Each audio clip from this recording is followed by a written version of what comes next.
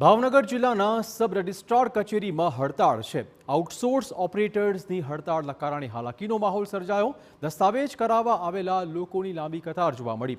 કામગીરી ઠપ થતાં અરજદાર રજડી પડ્યા હતા। ઓનલાઈન ટોકન લીધા પછી કામ થવા વિશે અરજદારો અવઢવમાં મુકાયેલા હતા। 4 મહિનાથી આઉટસોર્સ ઓપરેટરને પગાર ન મળ્યાનો પણ આરોપ સામે આવ્યો છે।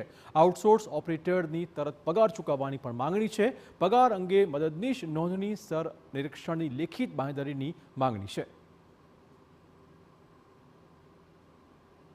પછી ઓગસ્ટથી લઈને આજ દિન સુધીમાં કોઈ ઓપરેટરનો પગાર આપવામાં આવેલ નથી અને અમને કંપનીવાળાના અધિકારીઓ દ્વારા એવું કહેવામાં આવે છે કે અમે તમને 13,000 રૂપિયા પગાર આપશું, પણ તમારે અંદર ઉપાડીને અમને બાકીના 5,000 તમારા ખાતામાં રાખવાના અને બાકીના સુપરવાઇઝરને રોકડ સ્વરૂપે આપવાના।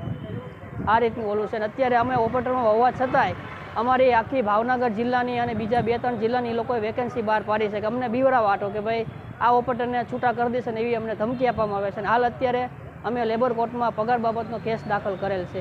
હું અહીંયા સવારે સબ રજિસ્ટ્રાર ઓફિસમાં 11 વાગ્યાનો દસ્તાવેજ કરવા માટે આવ્યો છું, પણ ઓપરેટરોના પગાર વધારાના હિસાબે તમામ કામગીરી અત્યારે ઠપ છે અને દસ્તાવેજની બહુ મોટી લાઈન છે।